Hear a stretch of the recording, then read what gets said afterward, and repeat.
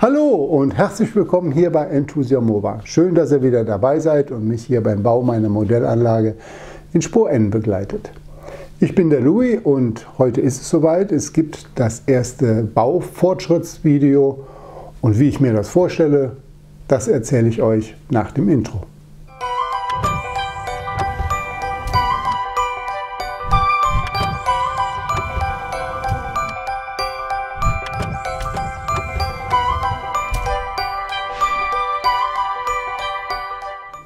Ja, jetzt ist es soweit. Es gibt das erste Baufortschrittsvideo. Ich habe ja gesagt, dass ich mein Format ein wenig umstellen werde, weg von diesen Anleitungsvideos hin zu diesen Baufortschritten, weil sich die Themen auch einfach immer wieder wiederholen. Wer da genaueres sehen möchte, der kann dann gerne unten in den Videos mal stöbern. Und Themen, die es noch nicht gibt, die werde ich natürlich wieder als Anleitungsvideos machen. Ja, hier in diesem ersten Teil seht ihr, ist auch schon ein bisschen was passiert. Und wie habe ich jetzt vor, euch das zu präsentieren? Eigentlich recht simpel. Im Grunde mache ich mit euch erstmal so eine Art Hubschrauber-Rundflug, zeige euch ein bisschen was, gehe mal auf das ein oder andere Thema ein. Und dann habe ich in Form von Bildern oder einer Bilderserie, zeige ich euch dazu nochmal die Details. Und da gibt es dann vielleicht auch den ein oder anderen Trick, den ich angewandt habe, um es mal so zu sagen, oder wie ich es einfach gemacht habe. Das ist kein Muss, aber der ein oder andere kann vielleicht ein bisschen was daraus verwenden. Ja gut, dann würde ich sagen, lange Rede, kurzer Sinn. Wir starten jetzt mit dem ersten Baufortschrittsvideo. Dann wünsche ich euch viel Spaß und nach dem Video sehen wir uns wieder. Ja, ihr Lieben, so sieht es gerade hier aus. Ich habe vor dem Film ein wenig aufgeräumt. Da gibt es jetzt erstmal einen schönen lieben Gruß zum Chris nach Berlin, Chris 1:160. Ich kann halt nicht aus meiner Haut, ich muss immer wieder zwischendurch mal ein bisschen aufräumen. Ja, was ist passiert? Das Holz ist da. So, wie man hier sieht, habe ich jede Menge kleine Bretter. Jetzt kann man natürlich sagen, ja, wieso machst du denn hier nicht größere Bretter? Das kann ich euch gleich auch ganz einfach erklären. Und hier kommen wir auch schon zu dem ersten Teil. Jetzt müssen wir ein bisschen aufpassen, dass wir nicht durch den Schatten laufen hier. Und zwar, der erste Teil war halt der Auslass vom Wendel und da gibt es noch ein bisschen was zu erzählen. Aber dieses Brett hier vorne, das musste ich immer wieder mal rausnehmen, umdrehen, um eben zum Beispiel auch diese Aussparung zu machen. Und das ist zum Beispiel auch ein Grund, warum ich auch beim Aufbau des oberen Segments hier in kleinen Modulen arbeite. Hier hinten das Brett wird noch bearbeitet werden. Hier gibt es eine Lücke, das hat einen Grund. Da kommen wir aber dann dazu, wenn es denn soweit ist. Und jetzt werde ich quasi peu à peu, Schritt für Schritt, diese kleinen Brettchen dann irgendwie zu einem großen und Ganzen formen, um dann letztendlich die Struktur der Anlage auch weiterhin modular aufzubauen. Wie gesagt, das Konzept basiert immer noch darauf, dass ich in Segmenten baue. Ich habe halt unten die beiden Segmente, Segment 1 und Segment 2. Und dann die dunkelgrauen, das ist der Oberbau, wo auch jetzt die Brettchen alle drauf kommen und die werden damit fest verbunden werden. Das ist Segment 3 und hier letztendlich Segment 4. Also wenn irgendjemand irgendwann mal diese Anlage wieder abbaut, wird es 4 Teile geben. Und ich unke mal oder mach mal, vielleicht gibt es auch einen 5., weil hier kommt ja irgendwann mal der Bahnhof hin und möglicherweise baue ich aus dem Bahnhof ein 5. Segment. Gut, was habe ich jetzt gemacht? Der erste Teil war, wie gesagt, hier vorne der Auslass vom Wendel. Und jetzt, was habe ich mir dabei gedacht? Wie wird es denn jetzt hier weitergehen? An der Stelle gab es so das kleine Aha-Erlebnis. Ich habe den Wendel ursprünglich, das kann man gleich in den Fotos sehen, auch schon mal früher ja ein Stückchen weiter gemacht. Das Dumme ist, der Wendel, der schraubte sich immer weiter höher. Das, was da rauskam, war höher als die eigentliche Stärke von dem Brett. Und ich brauchte ja hier einen ziemlich geraden Übergang, wenn man das mal so sehen kann. So, ich gehe mal hier runter. So, das heißt, ich komme mit dem Wendel genau hier vorne raus, um dann jetzt in den oberen Teil reinzufahren. Wie man sehen kann, habe ich auch die ersten Spuren schon aufgezeichnet. Da hinten, hier ist der Fluss. An dem Fluss entlang gibt es dann ja, eine Spur. Und zwar fahre ich erstmal hier aus dem Wendel raus dann geht es hier hinten in die Anlage rein oder ich fahre hier hinten, da wird eine Weiche hinkommen, fahre ich in den Wendel rein und wenn ich nicht in den Wendel fahren möchte, dann kann ich hier einmal ringsrum so umfahren und hier schließt dann die Spur wieder zur Auswahl. So, elektrisch wird das noch ein bisschen eine Herausforderung werden, aber das ist auch nicht wirklich ein Hexenwerk. Elektrik habe ich mir auch ein bisschen was bei gedacht. Der eine oder andere sagt, da hat er wieder was gebastelt. Komme ich jetzt Stückchen für Stückchen zu. Also die große Herausforderung war, dass ich hier einen sauberen Übergang von dem unteren Segment zum oberen Segment machen würde und der Wendel ist fest verschraubt mit dem unteren Segment. Das heißt, wenn ich den oberen Teil abheben möchte, dann wird sich das genau hier trennen. Und jetzt habe ich mir gedacht, naja, wie machst du denn hier die Übergänge, weil auch ein Teil dieser Belegmeldungen, die hier am Wendelausgang noch sind, die werden noch ein Stück bis hier hinkommen. Das heißt, wie mache ich die elektrische Verbindung? Und jetzt komme ich direkt zu denen hier. Das sind einfach Stecker, die sind mal hintenrum geführt. Das war der, ich hole mal den Kreis hier gerade raus, dann kann man es besser sehen. So, ich hatte ja ursprünglich hier noch den Anschluss oder das Anschlussstück vom Wendel und das war halt auch verdrahtet. Das musste ich trennen. Hier kann man es sehen. Dann habe ich es hier weitergeleitet und führe es jetzt hier oben raus. Und wie man sieht, der Wendel ist mit dem unteren Teil verbunden, aber der Streckenvorlauf ist auf dem oberen Teil. Das heißt, hier werde ich nachher später das Kabel weiterführen und an diesem Teilsegment da vorne noch anschließen. Und da endet dann auch die letzte Belegmeldung vom Wendel. Und alles andere, was oben ist, wird dann vom oberen Segment angesteuert werden. Ja, das ist eigentlich fast schon alles, was jetzt in diesem Monat passiert ist. Aber das sind halt alles auch Dinge, die macht man nicht mal in einer halben Stunde. Das muss ausjustiert werden. Dann ist es ähnlich so, man nimmt einen Abdruck, dann nimmt man es wieder raus, man sägt den Ausschnitt ab, dann macht man eine Testfahrt, stellt dann fest, naja, der Ausschnitt müsste vielleicht noch ein bisschen weiter gesägt werden.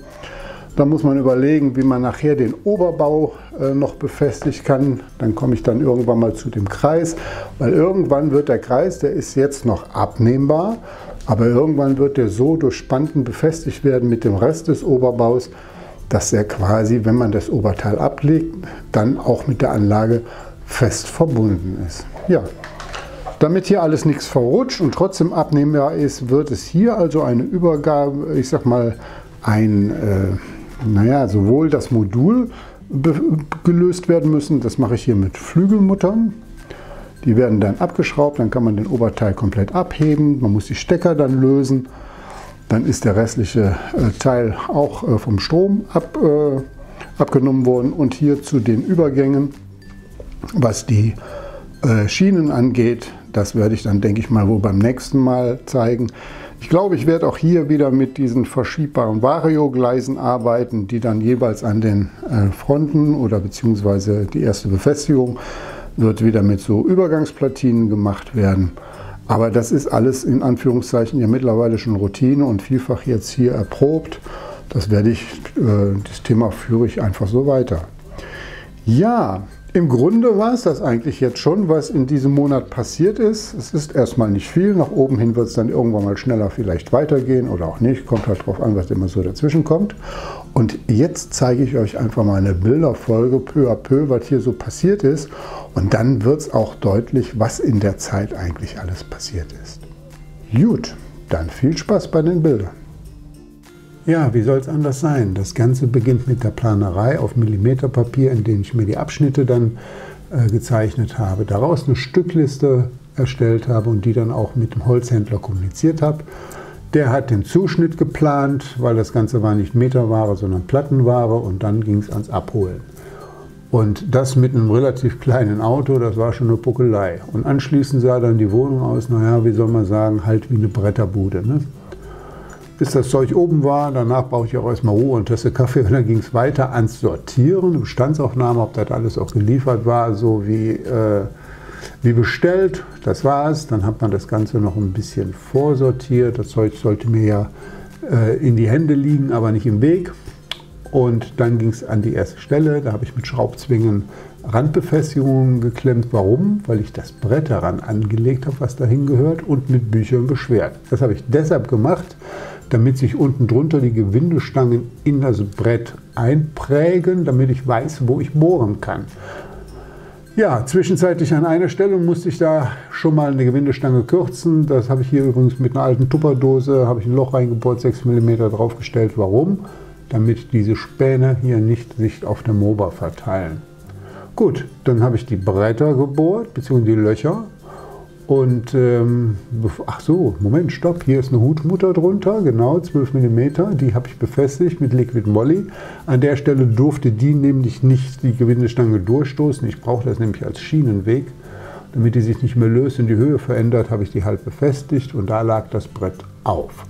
So, dann habe ich die Löcher gebohrt, 10 mm, damit ich noch ein bisschen Spiel habe bei diesen 6 mm.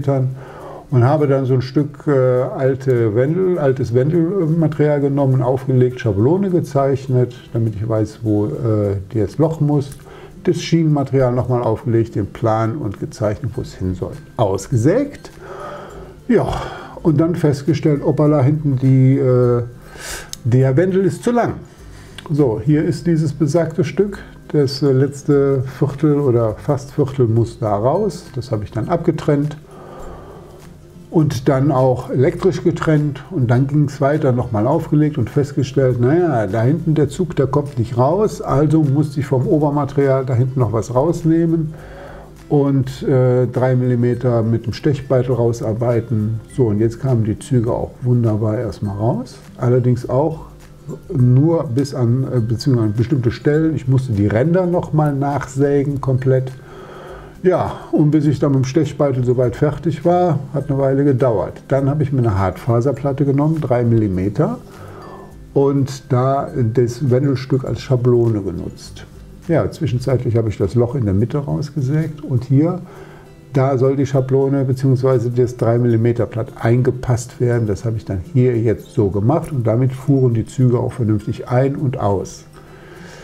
Leider bin ich mit dem Stechbeitel nicht so mächtig. Wir sind keine guten Freunde, also muss ich an bestimmten Stellen noch mal ein bisschen ausgleichen. Habe das mit U-Scheiben gemacht, das Ganze in ein Holzleimbett gelegt, dann draufgesetzt, beschwert mit Büchern, noch mal eine Nacht trocknen lassen.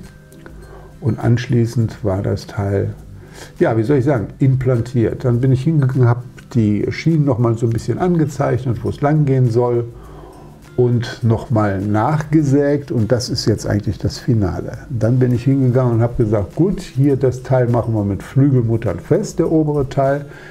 Hier habe ich dann die Löcher schon gebohrt und die Stecker eingesetzt und als erstes mal mit Holzleim befestigt. Ich sage euch nur, Finger weg davon. Sekundenkleber ist besser, weil das Zeug konnte ich anschließend wieder rausnehmen.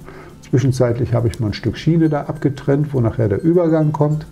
Ja, und so sah es dann endlich aus. Letztendlich musste ich die elektrische Verbindung dann noch machen. Das war ja der alte Belegmelder vom abgetrennten Wendelstück. Den habe ich dann wieder über Buchbinderrücken geführt und hinten wieder aufgeklebt.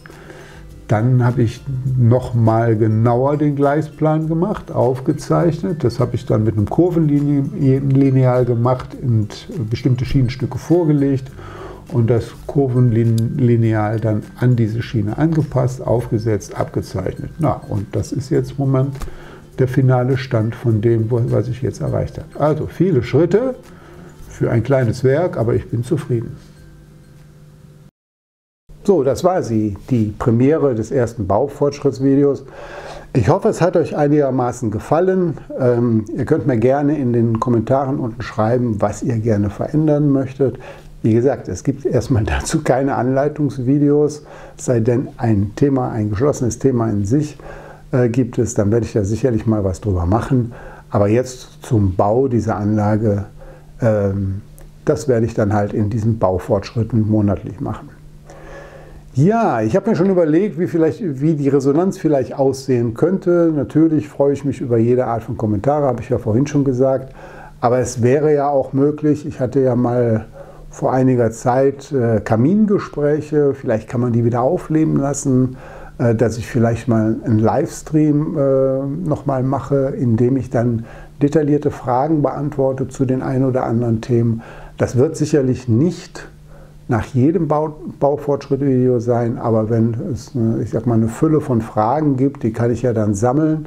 Sicherlich werde ich die einzelnen Fragen in den Kommentaren nochmal beantworten, aber wenn es interessante sind, dann kann man die bündeln und da kann man dann gerne auch nochmal einen Livestream drüber machen und nochmal ins Detail gehen.